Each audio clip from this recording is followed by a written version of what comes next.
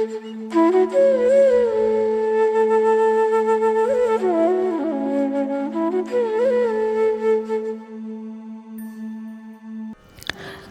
विष्णवे नमः। नमस्कार दोस्तों, एक बार फिर से स्वागत है आपका हमारे चैनल शुभ संस्कार पर। आज हम सुनेंगे कामदा एकादशी की व्रत कथा। चैत्र मास के शुक्ल पक्ष की एकादशी का नाम कामदा एकादशी है। यह समस्त पापों को नष्ट करने वाली है।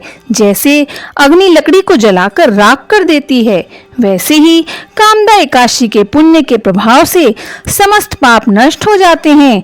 अब मैं आपको इसी एकादशी का महात्म्य सुनाती हूँ। ध्यान पूर्वक सुनिए। युधिष्ठिर जी ने पूछा, वासुदेव, अब मेरे सामने यह बताइए कि चैत्र शुक्ल पक्ष में किस नाम की एकादशी होती है। श्री कृष्ण बोले, राजन, एकाग्रचित्त होकर यह पुरातन कथा सुनो, जिसे वशिष्ठ जी ने दिलीप के पूछने पर कहा था। दिलीप ने पूछा, भगवान, मैं एक बात सुनना चाहता हूँ। चैत्र मास के शुक्ल पक्ष में किस नाम की एकादशी होती है। वशिष्ठ जी बोले, राजन, चैत्र शुक्ल पक्ष में कामदा नाम की एकादशी होती है। वह परम पुण्यमय है। पाप रूपी ईंधन के लिए तो वह दावानल ही है। प्राचीन काल की बात है। नागपुर नाम का एक सुंदर नगर था, जहाँ सोने के महल बने हुए थे। उस नगर में पुंडरीक आदि महाभयंकर नाग निवास करते थे। पुंडरीक नाम का नाग उन दिनों वहां राज्य करता था। गंधर्व, किन्नर और अप्सराएं भी उस नगरी का सेवन करती थी। वहां एक श्रेष्ठ अप्सरा थी, जिसका नाम था ललिता। उसके साथ ललित नाम का गंधर्व भी था। वे दोनों पति पत्नी के रूप में रहते थे। दोनों ही परस्पर काम से पीड़ित रहा करते थे। ललिता के हृदय में सदा पति की ही मूर्ति बसी रहती थी और ललित के हृदय में सुंदरी ललिता का नित्य निवास था। एक दिन की बात है, नागराज पुंडरीक राज्यसभा में बैठकर मनोरंजन कर रहा था।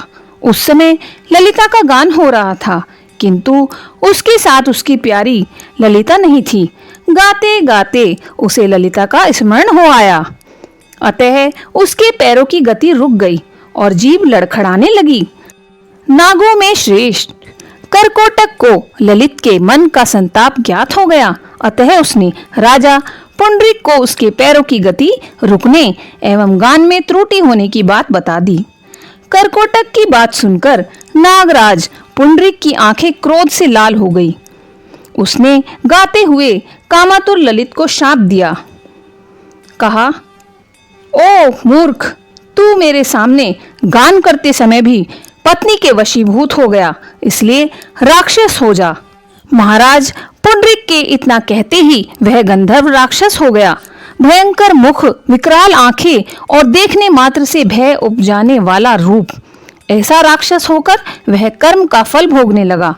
ललिता अपने पति की विकराल आकृति देख मन ही मन बहुत ही चिंतित हुई। भारी दुख से कष्ट पाने लगी। सोचने लगी, क्या करूं, कहां जाऊं, मेरे पति पाप से कष्ट पा रहे हैं। वह रोती हुई घने जंगलों में पति के पीछे पीछे घूमने लगी। वन में उसे एक सुंदर आश्रम दिखाई दिया, जहां एक शांत मुनि बैठे हुए थे। उनका किसी भी प्राणी के साथ वैर विरोध नहीं था। ललिता शीघ्रता के साथ वहां गई और मुनि को प्रणाम करके उनके सामने खड़ी हुई। मुनि बड़े दयालु थे। उस दुखनी को देखकर वे इस प्रकार बोले, शुभे, तुम कौन हो, कहां से आई हो, मेरे सामने सच सच बताओ। ललिता ने कहा, महामुनि, वीर धनवा नाम वाले एक गंधर्व हैं। मैं उन्हीं महात्मा की पुत्री हूँ। मेरा नाम ललिता है। मेरे स्वामी अपने पाप दोष के कारण राक्षस हो गए हैं। उनकी यह अवस्था देखकर मुझे चैन नहीं है। ब्राह्मण, इस समय मेरा जो कर्तव्य हो वह बताइए। विप्रवर, जिस पुण्य के द्वारा मेरे पति राक्षस भाव से छुटकारा पा जाएं, उसका उपदेश कीजिए। ऋषि बोले, भद्रे, इस समय चैत्र मास के शुक्ल पक्ष की कामदा नाम की एकादशी तिथि है, जो सब पापों को हरने वाली और उत्तम है। तुम उसी का विधि पूर्वक व्रत करो और इस व्रत का जो पुण्य हो उसे अपने स्वामी को दे डालो। पुण्य देने पर क्षण भर में ही उसके शाप का दोष दूर हो जाएगा। राजन, मुनि का यह वचन सुनकर ललिता को बड़ा हर्ष हुआ।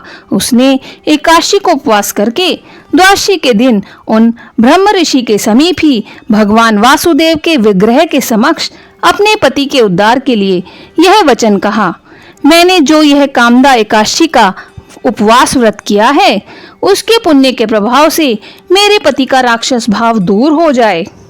वशिष्ठ जी कहते हैं, ललिता के इतने कहते ही उसी क्षण ललित का पाप दूर हो गया। उसने दिव्य देह धारण कर लिया, राक्षस भाव चला गया और वो पहले की तरह दिखने लगा। नृपश्रेष्ठ, वे दोनों पति पत्नी कामदा के प्रभाव से पहले की अपेक्षा भी अधिक सुंदर रूप धारण करके विमान पर आरूढ़ हो अत्यंत शोभा पाने लगे। यह जानकर इस एकादशी के व्रत का यत्न पूर्वक पालन करना चाहिए। मैंने लोगों के हित के लिए तुम्हारे सामने इस व्रत का वर्णन किया है। कामदा एकादशी ब्रह्म हत्या आदि पापों तथा पिशाचत्व आदि दोषों का विनाश करने वाली है। हे राजन, इसके पढ़ने और सुनने से वाजपेयी यज्ञ का फल मिलता है। इस वीडियो पर एक लाइक अवश्य करें और कमेंट में ओम विष्णुवे नमः लिखना बिल्कुल ना भूलें। धन्यवाद।